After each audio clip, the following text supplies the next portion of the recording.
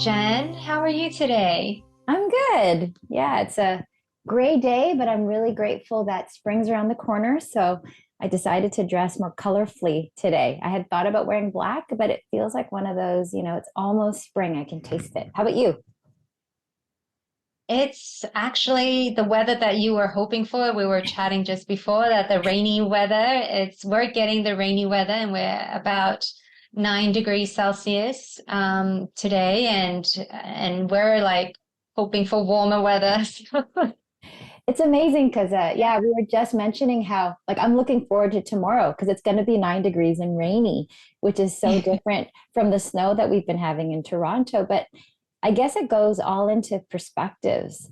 And I was wanting to share with you about how I had, three different meetings yesterday. So it was a pretty full day. I was pretty tired afterwards. And it started off with a more academic sort of meeting, talking with people more in the academic realm. And then in the middle there, I ended up going to our non-dualism talk with Richard. So that was wonderful. And, it's just such a welcoming environment, that you and I have met through. And then in the midst of it, I was kind of in two meetings at one point because I'm part of a parent teacher community for my niece's school, and it's a more religious community. But it was interesting because this morning I woke up with this refreshed sort of lens that, everybody naturally has this lens or this perspective, right? Whether it's not good or bad, it's just this lens. And of course, the people I was talking with, I felt a little bit disconnected. And I realized it's because, I was speaking more from this sort of iRest yoga nidra lens, even though I understand the science behind a lot, because we always integrate that, which is why I love iRest. Um, but it felt like the academics were mostly speaking from this academic lens, but as they should, because they are responsible to their community who are all educators and all in the research realm, right? And same with when I was in the religious meeting, they were talking about joy, which has been a huge subject, especially with our looking at the different koshas and sheaths, right? But they were looking at a very religious lens, so there was a lot of referring back to God as a source of joy. But it was interesting because I was like, well, of course they're going to say that, because they're coming from this lens. Like, and none of it's wrong, none of it's right. It's just that this appreciation that we all have this human lens. Yeah. Yeah, and it's so beautiful. And before we continue, I think just in case the listeners that may be wondering what is iRest, iRest is integrative restoration. It's type of yoga nidra.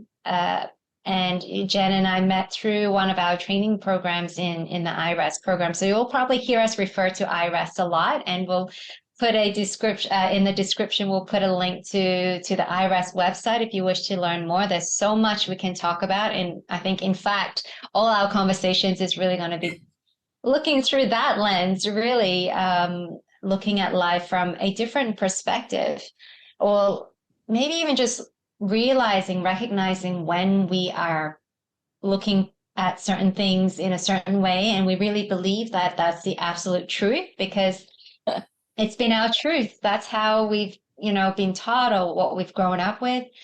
And I think that our iRest training really helped us to learn to be open, learn to recognize where we may be attached in terms of our beliefs and whatnot. Learn to recognize what happens when we interact with others who may be looking at the world in a very different way, and then understanding our own reactions as to, oh, how do I feel when I talk to this person who is really coming from a different perspective? And do I feel like I need to defend myself and get my point across and convince them that I'm right?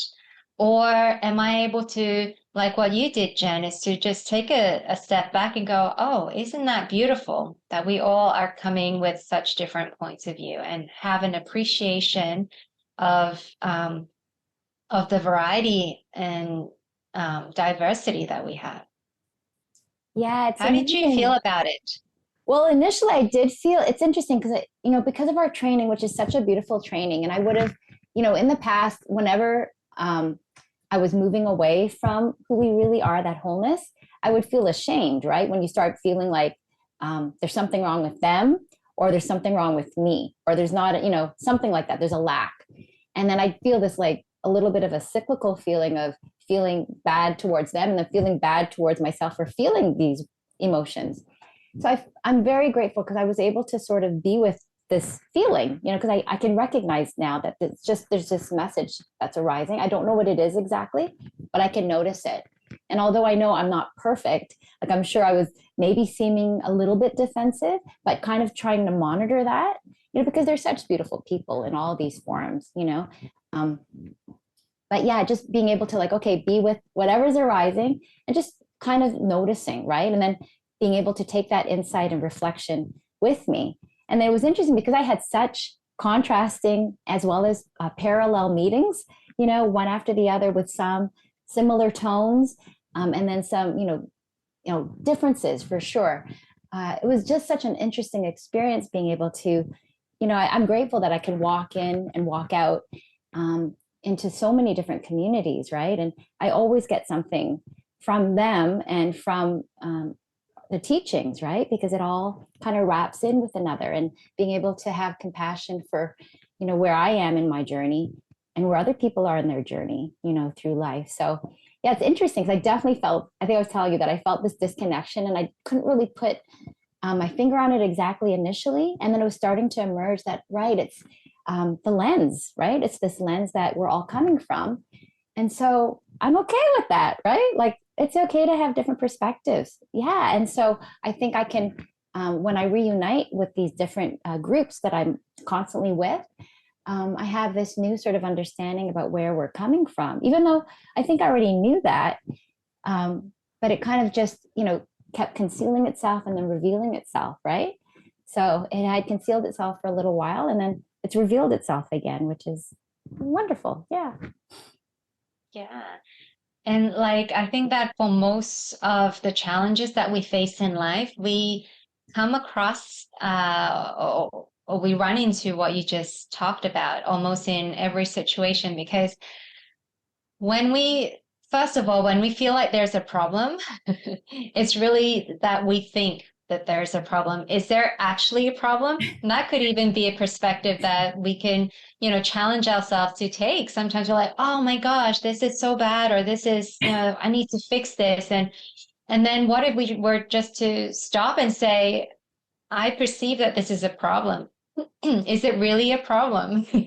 Can I take a different way of looking at this? And what if it weren't a problem? How would I experience my situation then? And so I think it's just, it sounds really almost too simple, right? But so many times it's just that those simple reminders that it's like, oh, I'm suffering a lot right now, whether it be, oh, I'm so angry, or that I'm so sad, or I'm so scared, all these kind of emotions that we tend to not enjoy feeling in our bodies. We can experience them as a form of suffering. And our instinct is like, how do I get out of it? What do I need to do so that I stop feeling like this? And I think that for one, if we start to remember that, okay, suffering is something that is connected to how we view our situation. And so if I were to view my situation in a different way, my experience would change.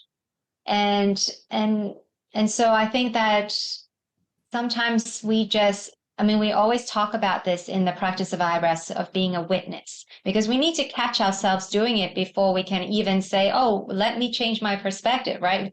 Sometimes we're just so caught up in it that we don't even realize that we're caught up in our own fantasy, if you like, because it is, right? It's what you create in your mind, what you think your situation is, and then you create an experience for yourself. And so this is so powerful when you start to understand this, because it's like, well, if I created this experience for myself, then I also have the ability to create a different experience as well. But it's knowing when to do that and how to do that, right? So I think, it's all about just paying attention and being a witness and being conscious about what you're doing, so that you now have a choice to say, oh, I'm doing this, I'm fusing with this thought. I wonder what would happen if I don't get entangled in it. What if I step back a little bit? How would my experience change? You actually make me think of what we were talking a bit about. Like now that you're also studying yoga therapy and you've got so many different sort of lenses to look through, even though they're very similar, like through the, as a yoga teacher, through the iRest lens and yoga therapy, as well as all the colleagues you have around you. But you're sharing about something about you're starting to look at some pain that you had. Did you want to share about that? And now that you're looking at it through a different lens? Yeah, I think that, I mean, as we went through our various yoga trainings and so forth, sometimes, one thing to keep in mind for those of you who may not be yoga teachers, not all trainings are the same. And so when you come out and you finish your 200-hour yoga training, first of all, yoga is it's not a fitness exercise, is not any one thing. It's a way of life. It's a whole philosophy. There's so much depth to it. And in fact, the iRest actually fits into yoga, right? Everything is yoga. That's one perspective, right? And so some people can go through a training and their teachers maybe really focus on anatomy and movement, and maybe another teacher might be really focused on pranayama and breathing, and another teacher might be focused on meditation or something else. And again, these are all the different lens also, right? Different perspective. So when you come out and you finish a yoga teacher training, I don't know about you, but I didn't feel very competent as a teacher, even though I was kind of thrown into teaching right away, and so for me, there was a lot of, uh, I didn't feel like I knew much at all when I first came out.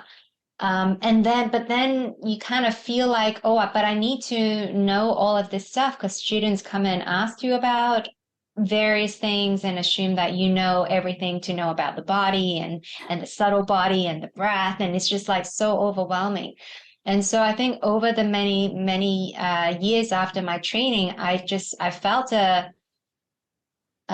insecure, I guess, like this imposter syndrome. As when I show up for class, I'm nervous. I remember the first few years I was just nervous. I'm like, don't ask me anything, I don't want anyone to come in with an injury because I don't know how to modify for that. Like, it's just there's so much. Or that I over prepare thinking that, oh, okay, in case someone walks in with this that and that, and but then I'm just so nervous. And then so that got me into learning about other things. And now I feel like finally I've come to a place where I feel like, oh, I'm starting to see the pieces come together.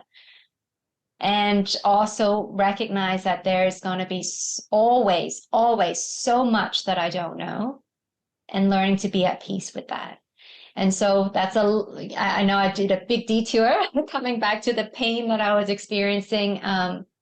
I was experiencing some hip pain in the SI joint for months now, and I've kind of sort of ignored it because it was not a huge pain. It was just more like a discomfort. I know how to modify my yoga poses and daily life movements to not have to worry about it so much. But then as I started to learn more about the body through the yoga therapy training, and then through the psycho-emotional or psychosomatic connections, and bringing the iRest practice in and bringing the little different, pieces together, I'm starting to understand that, wow, sometimes maybe it's not one thing, because sometimes we can really come through a certain lens and say, oh, it's a physical pain in the body, so I'm going to need physical therapy or, whatnot, right? Or that it's a hip pain, so I'm going to have to work on the hip.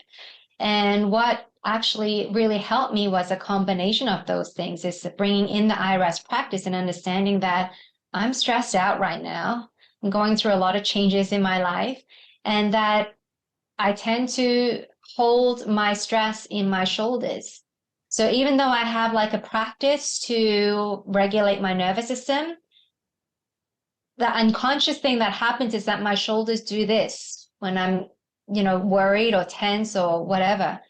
And then so through my yoga training, we're learning about the shoulders, and we're like, what are your habitual patterns? And then I started to notice that, oh my gosh, my shoulders are creeping up all the time. And so there's that witnessing piece that you have to watch yourself to know what you're doing so that you can make the changes that are helpful. So even just noticing that and relaxing my shoulders down every time I see myself in the mirror, or even just like, oh, what's happening? And then I kind of adjust, even that, I'm like, oh my gosh, that I hold on to so much, just that. Um, but without going into too much detail, started to work on the shoulders and work on the chronic tension that I have, and learning that the shoulder, it connects to the hip.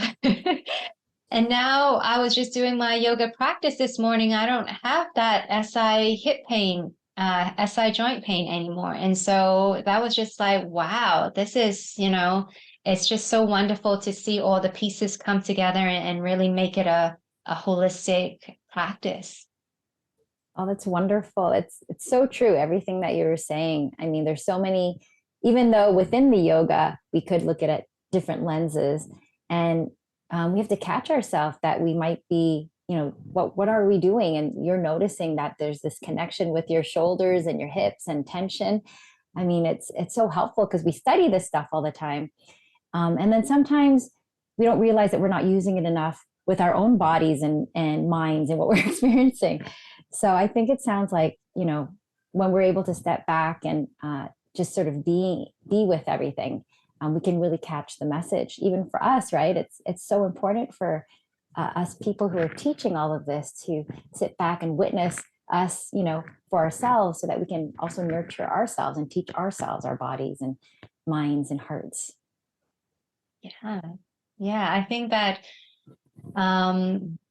it really starts with that noticing. It really starts with that witnessing. There may be all sorts of things that are happening around you, and you're like, oh, how do I fix this? How do I get rid of this? And it's almost, I'm sure there's an exception somewhere, but right now I can think that no matter what, we have to first know what's happening to make anything, like for you to make a different choice.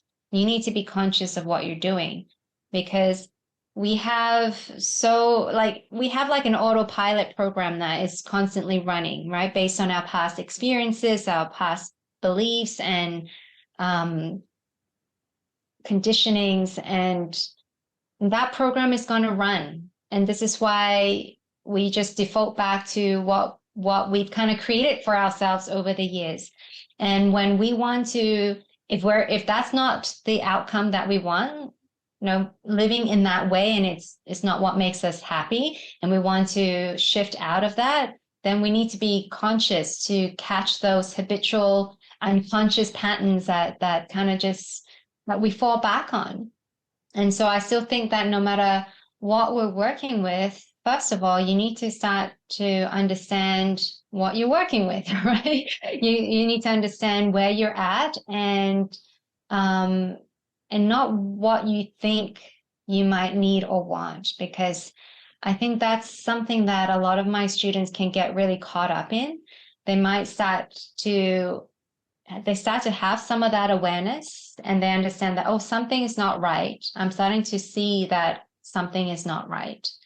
And that they might even start to have that ability to witness that, oh, I think that I'm holding on to a lot of grief or a lot of anger or a lot of whatever. So they're able to start to make those observations. But then I think that in our society, we fix problems. That's what we do. Like when something is wrong, how do we fix it? Right. And so that's always the approach that we take. Well, not always, but oftentimes that's the approach that we take. It's like, okay, what do we do? What can we do about it? And it's really just funny to watch. I mean, funny in a very loving way, because I went through that whole process as well. So I understand what it's like to, oh, just tell me what to do and I'll do it. If I can get rid of my suffering, I'll do it.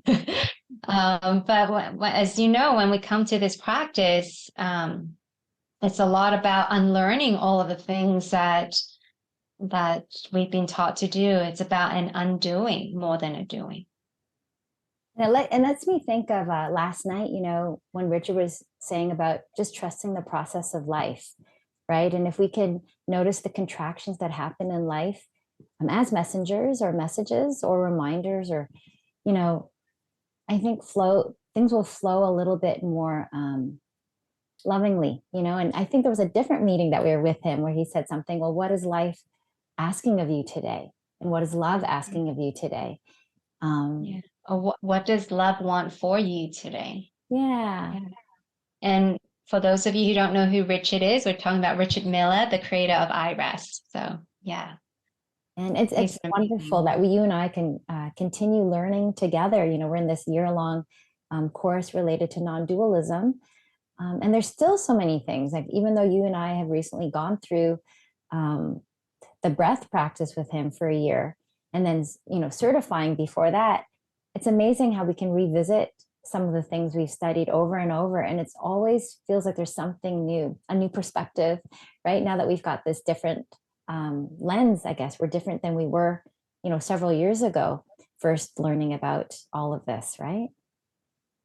Yeah, I think that one of the most precious gifts that iRest has given me is that um, if this is this questioning, that inquiry around life is so instead of being so sure about what I think life is about, it's always questioning, like, but is that true? Is that true? Is that true? And it's almost like we can almost apply it to most things in life, like, say, I think this or I feel that. Well, is that true? What if it weren't true? It's just everything is just a question. And it really helps us to be a little bit more humble, I guess, and to put the ego in its place and to recognize when the ego is coming up and that it's okay, but it's also bringing in that balance perspective so that we don't get so polarized, I guess, towards one end and not be able to take in information because we can only take in such a minute portion of understanding about how we think the universe works. And we actually don't know. We don't know how things unfold and how life works. And um, but being able to let go and loosen our grip a little bit as to what we think reality is opens up so many other possibilities for us that it's beautiful because it's like, well, if I'm wrong about this, or if my way of viewing the world is causing me discontentment or frustration, that's not my only reality.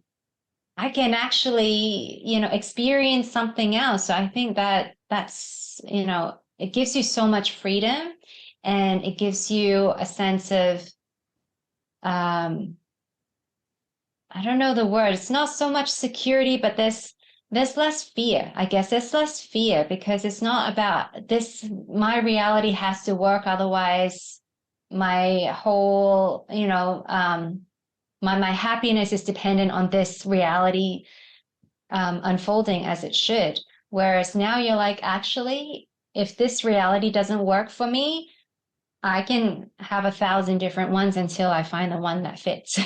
Yeah, that's what I was just thinking. I mean, that was one of the biggest sort of reliefs that I got, was that, there's infinite possibilities, actually. There's the ones that I know of because of my experiences and my backgrounds, but it's in a way, it's a relief to know, like, there's so many different ways that this person is suggesting, these other people are suggesting, they're all valid. And there's so many more that we don't know also. So, wow, that's wonderful. There's so many possibilities if we're um, if we can come from a place of maybe being humble, and being open, and welcoming to everything. But I find it such a relief and maybe supportive in a way, knowing that we're starting from this wholeness and then being curious, like you said, of these possibilities that we don't know about. So, Yeah. Well, Jen, do you have any Any new thoughts or suggestions or tips that you might leave with our listeners in terms of perspective or something that you learned or love? I guess, thinking back to that experience yesterday of being in so many different kinds of meetings with, very specific communities, um, I guess it'd be with people like if you can, maybe it relates to being a witness, and having these different lenses, but there's so much beautiful things that you can get if you're willing to be open and recognize that, you have your own lens. Maybe the communities you're meeting with have this lens, of course, because of the communities they're in. And then with that infinite possibilities, there's so many other lenses to look through. Some can be colorful, some can come, maybe they're a little bit aged, some maybe might bright new lenses. But there's something to really, be with, and you can, really grow as a human, and as just another being as well. If you're able to sort of step into these different communities and maybe be okay and appreciate that there's different lenses and that your lens is valid too. So, what Yeah. about you? What do you want to share as your final tip or Yeah, no, I totally, echo what you're saying is that, I think that as an activity to get started even is just to start noticing, like when you feel frustrated over something, sure, feel frustrated, but then maybe start bringing in this practice. Huh, I'm frustrated, or maybe even take it a little bit further and say, I sense that frustration is here. So we start to detach ourselves a little bit from what we're feeling because oftentimes when we're fused with when we're fused with our experience, we're too close to it. It's hard to be objective, right? And so this is something that Richard Miller always talks about is that even just the way we language what we say can make a big difference. Instead of like, oh, I'm so hungry, maybe you might say, oh, hunger is arising. I sense that hunger is arising. So you start to understand yourself as something that is not just the experience. You're not just the emotion. You're not just your thought. You are something that is aware of these things arising within you. So that could be a very, first step, I guess, if the viewers want to start taking this practice on and being your own witness, it's just witness, be your own witness then. Notice when things are coming up for you. And it's not about stopping the emotion. So if you feel like, oh, I'm so angry, oh, I shouldn't be angry because I'm a spiritual person, shouldn't be angry, or whatever concepts that you have around this, we're not asking anything to be fixed or changed or shifted. We're not even judging our experience. We're just witnessing. And so I would say that, take that out on a test drive and notice when things come up for you, especially when you're talking to someone and you feel some kind of irritation or contraction. Be that witness, and then you might journal about it afterwards and think, oh, how did I feel when I was able to put myself as the place of a witness versus when I was completely fused with it. And then you can start making your own inquiry in that way. I think it's a great tip. So hopefully people will get back to us and let us know how, when they notice that something's arising and that, maybe that's a good time to practice being a witness. Let's see what emerges from that. And maybe you and I can come back and share as we do it more, with intention, for the next coming days or weeks. Yeah, that'd be amazing. It was so nice to chat with you, Jen. Thanks, Dora. We'll talk again soon, eh? Yeah. Bye.